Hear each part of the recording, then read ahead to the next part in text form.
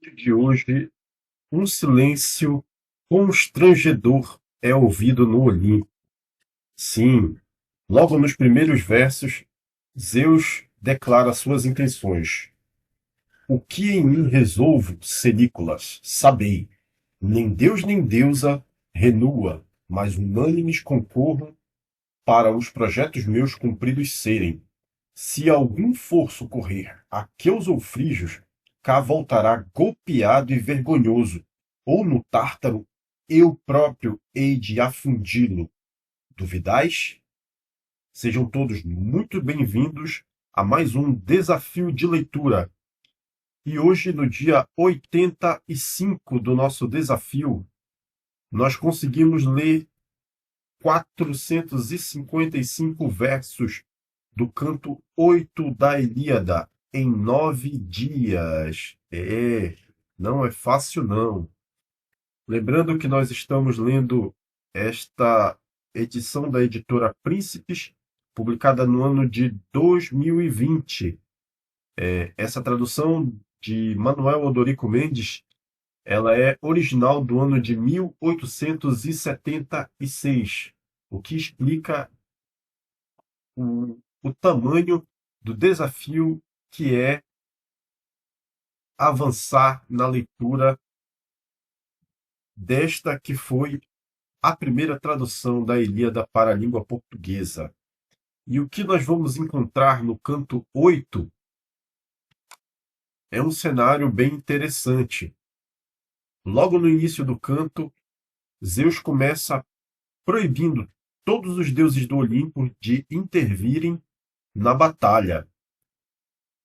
Ele afirma sua onipotência e desafia o panteão a tentar medir forças com ele.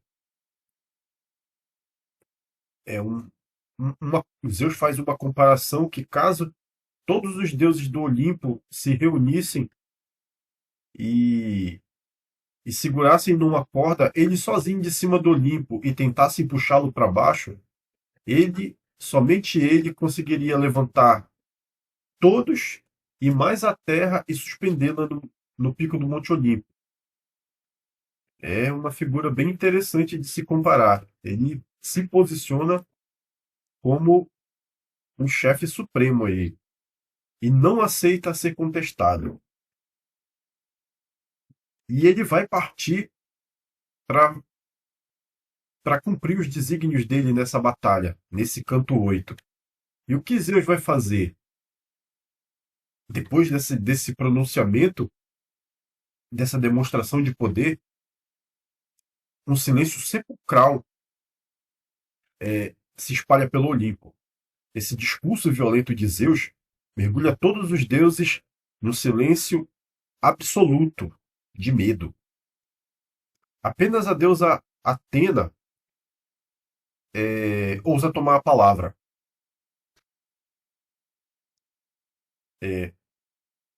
E a Atena, ela, como nós podemos identificar desde o início do canto 1, Atena é como se fosse o arauto de Zeus, é aquela que faz cumprir os desígnios de Zeus, é como se fosse o braço de Zeus. Então ela toma a palavra e pede para que, já que eles não podem interferir, que pelo menos eles possam dar conselhos aos mortais, para que eles não pereçam diante da fúria de Zeus e não sejam totalmente exterminados.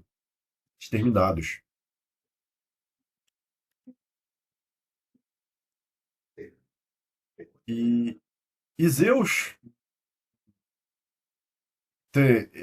já se colocou ali na posição dele de supremo. Ele meio que dá um sorriso para Atena, só um sorriso assim, como que estivesse dizendo assim: é, você, Atena, hein? Ela sempre consegue, como se ela sempre conseguisse dobrar. Ela é a preferida de Zeus. Aí Zeus se arma todo, se prepara e parte na carruagem dele para observar o que está acontecendo no campo de batalha. Ele cruza os céus e chega ao pico do Monte Ida. O Monte Ida, ele fica É, Troia fica aos pés do Monte Ida. Então ele se posiciona no ponto estratégico para observar a batalha. E ele se senta lá e observa campos gregos e troianos batalhando. E o que ele enxerga é um combate generalizado, morte de todos os lados de gregos e troianos perecendo. A descrição que nós temos aqui é que, há uma refeição, os gregos se armam e os troianos, embora em menor número, eles saem da cidade partindo para o confronto direto para defender Troia. Os exércitos se chocam e, e as mortes começam a acontecer de ambos os lados. Isso é,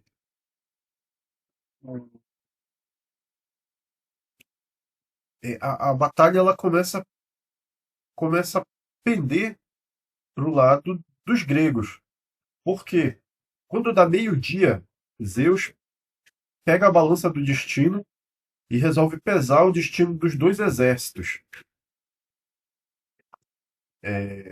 O prato dos gregos desce e o dos troianos sobe, sinalizando que o destino daquele dia, daquela hora, é que os gregos sofram o maior número de baixas.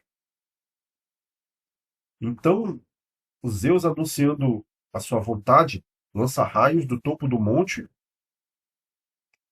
e quando os gregos percebem que eles estão sofrendo derrotas e que o sinal dos astros, dos céus, é prever uma grande derrota para eles, que são os raios de Zeus anunciando isso, eles começam a organizar a retirada. E é uma retirada meio atrapalhada, de tal forma que os maiores heróis do lado grego estão fugindo desesperados, voltando para trás daquela grande muralha que foi construída no canto anterior. E no meio dessa loucura toda, o sábio Nestor fica para trás. Paris atinge o cavalo do Nestor, e Nestor ele está prestes a morrer pela lança de Heitor, quando Diomedes, vendo isso no campo de batalha, intervém.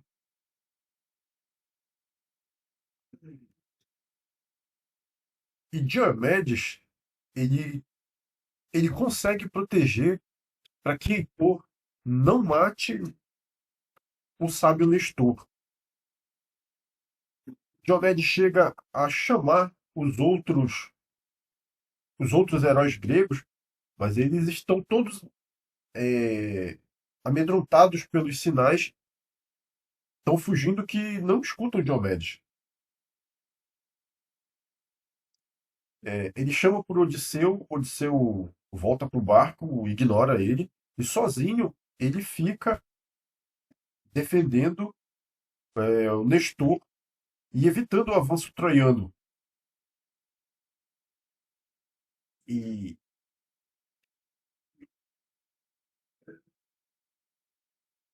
e aqui acontece o confronto direto entre esses dois grandes heróis.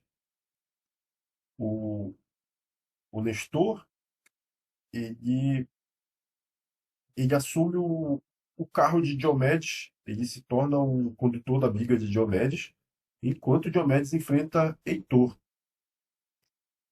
É, a lança, Diomedes empunha sua lança e, e a impele em direção ao inimigo, mas quem morre é o condutor do carro de Heitor. O Heitor troca o condutor do carro e volta para a batalha.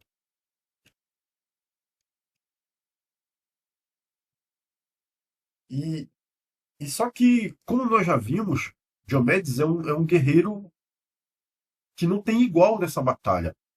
Nos cantos anteriores, Inclusive, foi Diomedes estava massacrando de tal forma o exército troiano que os troianos precisaram recorrer à oferenda aos deuses para que retirassem Diomedes da batalha. E aqui o negócio começa a azedar para o lado dos troianos de novo. E Diomedes começa a se impor ali, a- quando a princípio estava acontecendo uma fuga em massa do lado grego, e Diomedes sozinho vai proteger Nestor, e ele começa a batalhar ali com o Heitor, e ele começa a avançar, avançar, avançar e dominar o combate.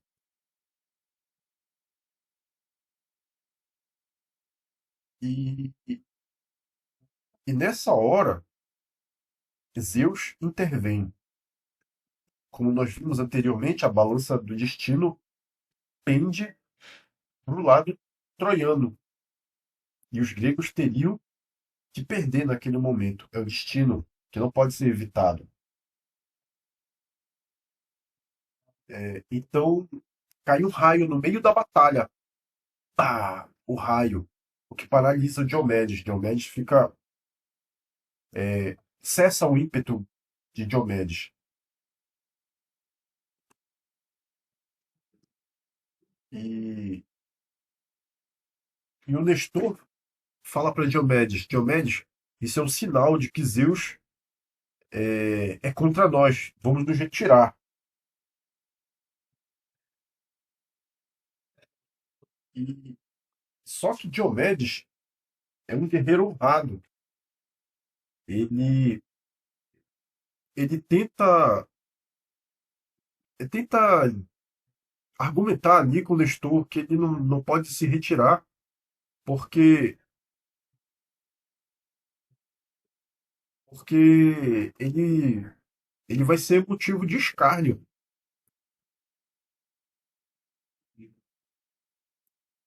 Mas eles, eles, ele finalmente é convencido pela sabedoria do, do mais experiente, que é o Nestor. E eles começam a se retirar. E o Heitor, é, percebendo que a batalha está pendendo para o lado dele, começa a proferir uma sequência de xingamentos, chama ele de mulher, que ninguém ali quer combatê-lo de homem para homem, e que eles fujam mesmo, que ele vai atrás deles. Isso daí, quando o Heitor começa a fazer esse monte de xingamento, Diomedes faz, faz uma coisa que interessante. Ele vira de novo a biga dele e está prestes a voltar para a batalha com sangue nos olhos. Quando então a interferência de Zeus vem novamente. Diomedes começa a avançar e um trovão cai no campo de batalha. Diomedes para, pensa em avançar novamente, e um segundo raio cai. E Diomedes fica no lugar dele. Quando, quando aquele medo momentâneo passa de novo, Diomedes pensa em avançar uma terceira vez. E outro raio cai. Aí ele percebe que não é da vontade de Zeus que ele se mantenha na batalha e finalmente resolve se retirar. Enquanto isso, na, na retaguarda do exército grego, os gregos organizam aqui uma forma de resistência. Eles estão sendo encurralados pelos troianos e os sinais do céu são os piores possíveis para eles. Até o próprio Diomedes recua diante dos raios que Zeus manda em sua direção, como advertência. E, e um ponto interessante aqui é que nós temos. O Heitor fica encorajado de tal forma aí que ele começa a liderar com força total as tropas, incitando os homens e, Só que a resistência grega, ela acontece. Nós temos o arqueiro, é, como é que eu pude esquecer o nome do arqueiro? O arqueiro, irmão do Ajax, Troas, Troas, Teucro. O arqueiro Teucro, um grande arqueiro, irmão do Ajax, Telamônio. Os dois são filhos de Telamon. Um grande arqueiro, ele, junto com seu irmão, organizam uma resistência. Teucro atira flechas e se protege atrás do escudo de Ajax, que nós já vimos no canto anterior, que é um escudo praticamente impenetrável. Uma obra da engenharia de guerra, de combate corporal. Um escudo enorme, ele atira flechas e se protege. Atira flechas e se protege. E começa a matar muitos guerreiros do lado troiano.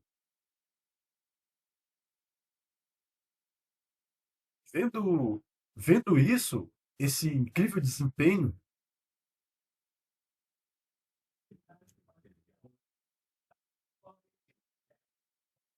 o Agamemnon ele fica encantado assim com aquela com aquela sequência de flechas certeiras que o guerreiro Teucro manda em direção aos inimigos. Percebendo as baixas e assim que a batalha vai azedar pro lado, pro lado dos gregos, Hera fica assim desesperada.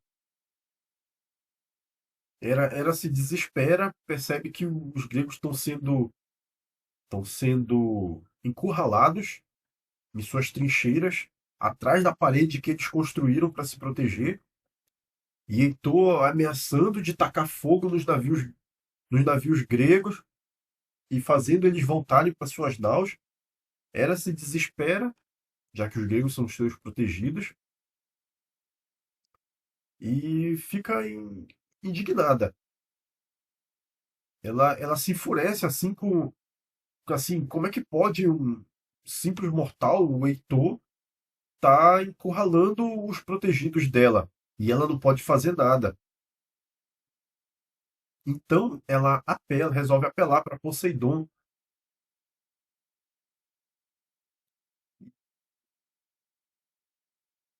e assim, ela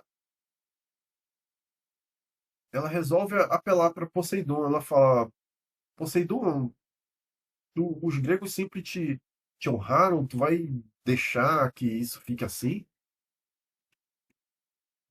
E o que Poseidon fala é assim: eu não vou medir forças com Zeus, de forma alguma. O poder dele é imensamente superior ao nosso.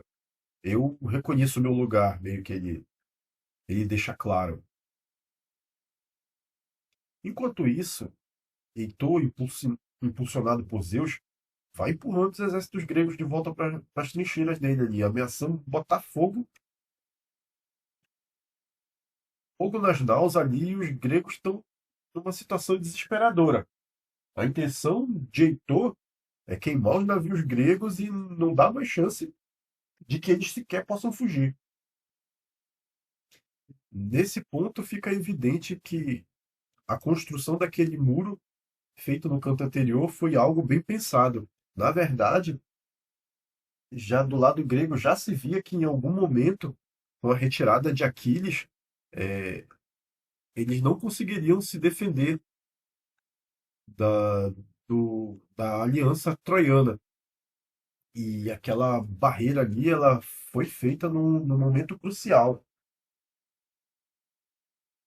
E os gregos estão sendo encurralados. E Agamemnon é inspirado por Hera. Hera inspira Agamemnon a reagir. o rei se coloca no meio do acampamento. Se eu não me engano, ele sobe no barco de Ulisses, no barco de Odisseu, que está prestes a zarpar dali, a fugir mesmo da batalha para se colocar em ponto de proteção. Ele sobe no barco que está no meio dos exércitos e começa a incentivar os gregos a reagirem. É interessante, né, que enquanto ele tá incentivando o seu próprio exército, ele clama a Zeus perguntando quando foi que eles deixaram de honrar Zeus para Zeus estar fazendo isso com eles, colocando eles numa situação tão desesperadora. Então, quando Agamenon clama a Zeus, Zeus manda um sinal. Uma águia traz um animal e coloca o animal no altar de Zeus, pressagiando um bom augúrio do lado dos gregos, pelo menos. Zeus fica comovido com esse clamor de Agamenon. Ele envia essa águia com esse presságio favorável e que confirma o auxílio divino no combate. Então, a vontade do exército, que estava totalmente destruído até ali, ela vai se renovando. E nesse ponto, nós vemos brilhar três heróis: Diomedes, Teucro e Ájax.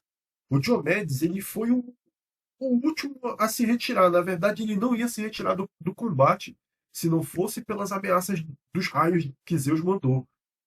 Ele foi o último mesmo. Ele não tinha mais ninguém no campo de combate. Ele só estava lá porque ele viu que Nestor ia ser morto e ele não deixou isso acontecer. E, e quando E quando os exércitos começam a se reorganizar, o Diomedes ele já está no campo de batalha, ele fica ali e ele oferece resistência. E a tática do Teucro e de Ajax, ela fica evidente. Ela consegue ser uma defesa eficaz contra o avanço das tropas incendiárias que estão vindo na direção deles. Então, Agamenon, muito impressionado, ele, ele resolve aumentar a moral do Teucro mesmo. Fala: Teucro, tuas flechas são certeiras, tu é muito bom, é, tu não é embora não seja é, um- como é que eu posso dizer? O Teucro, ele não é filho do casamento principal de Télamon. Ele é o filho bastardo. Embora ele não seja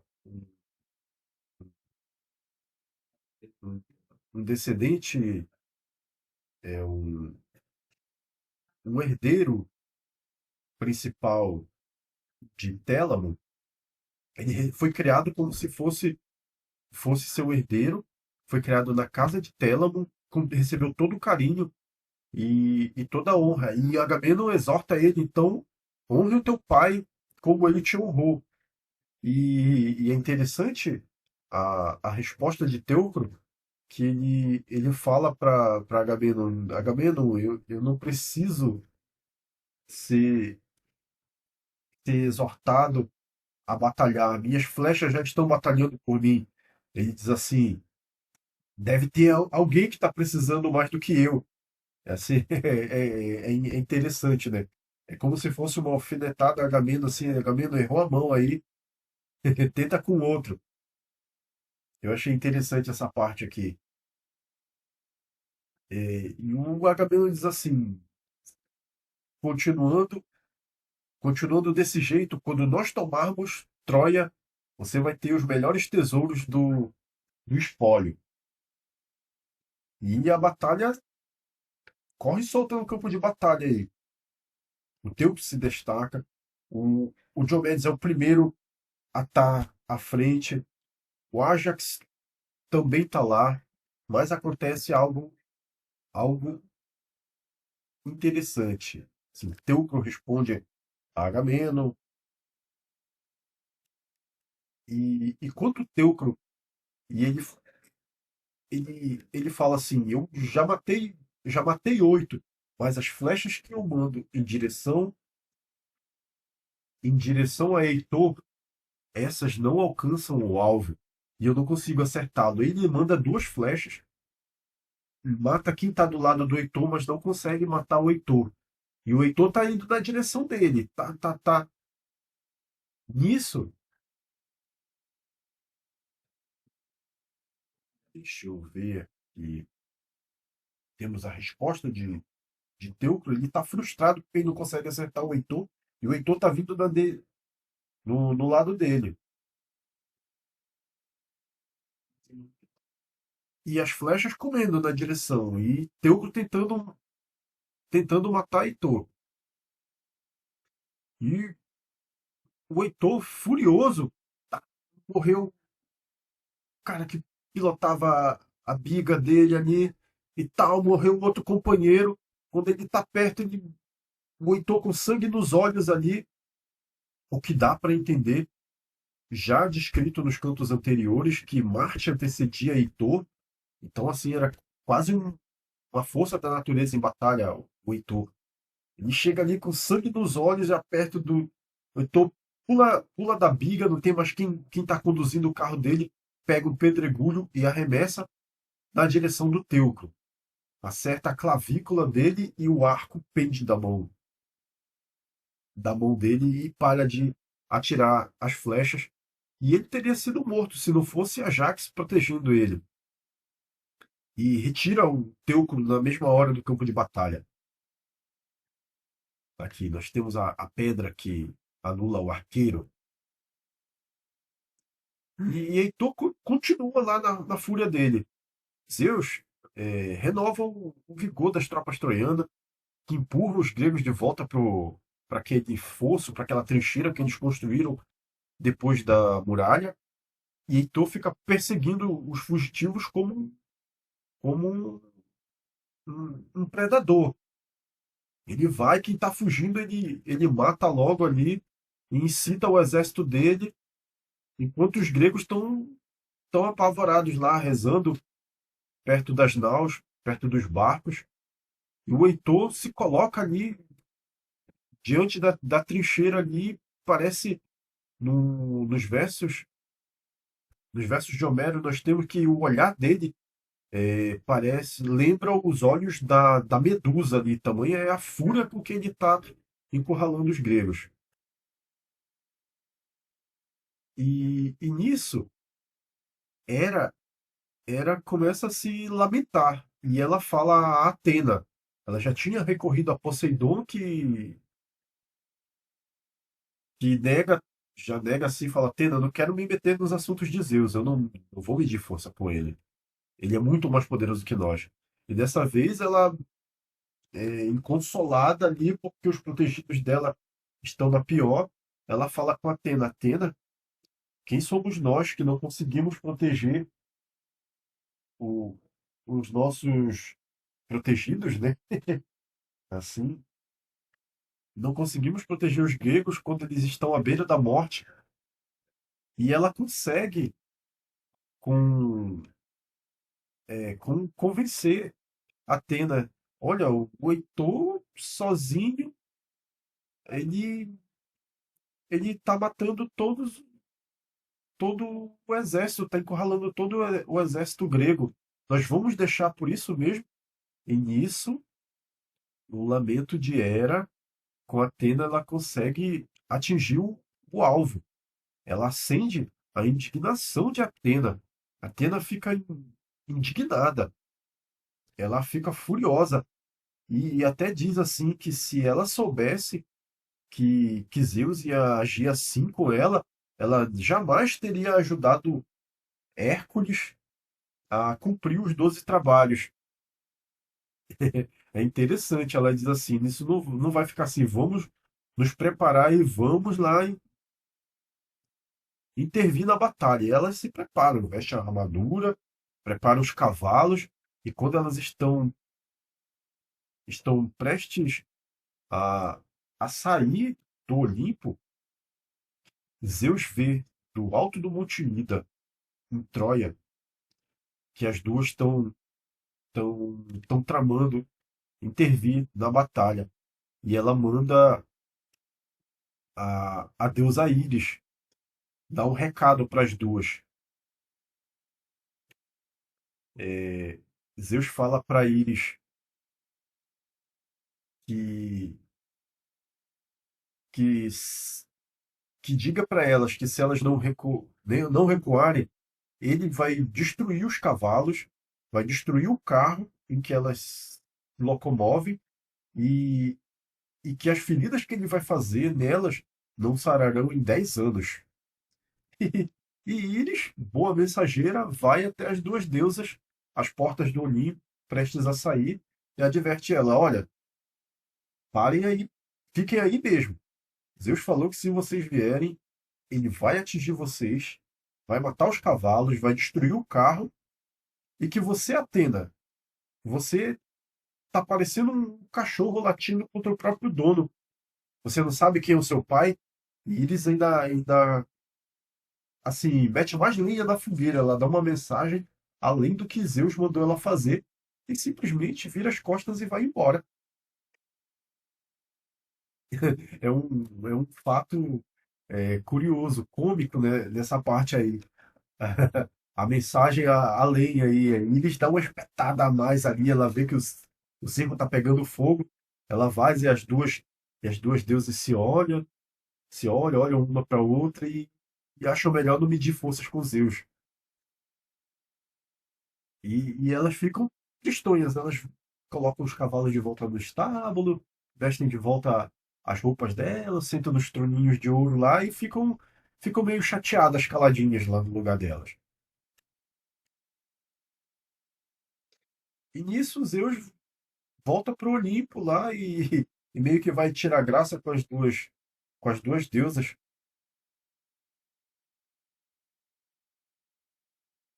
é,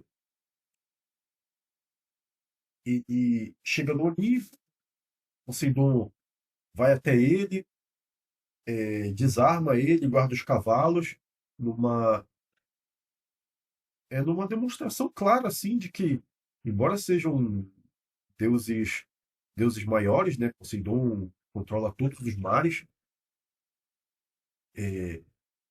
é, Poseidon tem Zeus assim como alguém acima dele. Ele serve Zeus. Então, Zeus retorna ao Olimpo, é recebido por Poseidon e entra no palácio e é dito que a presença de Zeus faz o Olimpo estremecer. Ele nota ali que Hera e Atena estão sentadas em silêncio, meio amargas ali. E, ele, e ele pergunta em tom meio brincalhão se elas estão cansadas de derrotar troianos. Ele faz essa brincadeira. E Hera, meio chateada ali com ele, fala, lembra, né, aquele pedido que Atena já tinha feito aí de permitir pelo menos que seja dado a elas o direito de dar conselho aos protegidos delas. O que o Zeus meio que fica calado em relação a isso daí, não dá meio que ouvidos ali. É como se fosse. Era briguenta aqui na Ilíada, ela é tratada como. Ela não perde a oportunidade de, de irritar Zeus, né? Eles é como se Zeus assim, ah, tá, meio que a balança a mão assim, ignora ela ali e tal. Só que Zeus, ele também tira graça lá com Atena, né? E tal, ele fala assim: escutem bem os meus desígnios. Embora os gregos estejam perdendo, eu estou fazendo isso para que Aquiles, que foi desonrado, tenha a honra dele de volta. Mas isso não vai acontecer enquanto o melhor amigo dele não morrer em batalha. Isso é que vai ativar de novo a vontade de lutar de Aquiles, e nessa hora ele vai recuperar a honra dele em batalha. Ele vai demonstrar quem ele é. E eu vou ter cumprido a minha promessa. Esse é o meu desígnio. Ou seja, Zeus já está adiantando o que vai ocorrer no futuro, o que não deixa de ser trágico, porque Aquiles só vai retornar à batalha quando ele já tiver perdido algo que é muito caro ao coração dele, que é o melhor amigo dele. E enquanto isso, no mundo dos mortais, o Heitor está reunindo os aliados dele ali, está apoiando a lança, está destruindo tudo e está exortando ali o exército dele. E começa a anoitecer e a guerra a guerra para. Mas o Heitor diz assim que não é para eles recuarem, não é para eles voltarem para dentro de Troia. Eles vão montar acampamento ali para que os gregos não possam assaltar as muralhas de Troia. E eles fazem e eles fazem muitas fogueiras. Esse final aqui, a descrição do acampamento, nós temos, ela é muito bonita. É dito que 1.000 fogueiras são acesas, em torno da qual 50 homens congregam, e essas fogueiras se assemelham às estrelas em um céu limpo de lua cheia. E um céu limpo sem nuvens. E aqui o canto 8 se encerra com, essa visão do campo noturno ali de um acampamento perto das muralhas gregas. Os gregos estão encurralados. Eles estão. Se não fosse aquela muralha que eles construíram no canto anterior, as naus deles já tinham sido destruídas. Teriam fugido passando vergonha, teriam passado vergonha. E o Heitor tá lá, montou acampamento para esperar que quando amanhecesse os gregos não pudessem fugir. E assim se encerra o canto 8. Eu agradeço a todos que ouviram até aqui e nós temos aí alguns cantos até o encerramento da Ilíada. Essa leitura aqui ela não é simples. Recentemente eu estava ouvindo um vídeo de um especialista em grego que ele dizia que ler a Ilíada em português, na tradução de Odorico Mendes, chega a ser tão difícil quanto ler a Ilíada em grego, para quem não tem muita experiência com grego. Eu imagino que o que ele quis dizer é que para quem sabe grego e sabe português, ler em grego é mais fácil. Mas nós vamos continuar o nosso desafio aqui e vamos concluir. Agradeço a todos e até o próximo vídeo.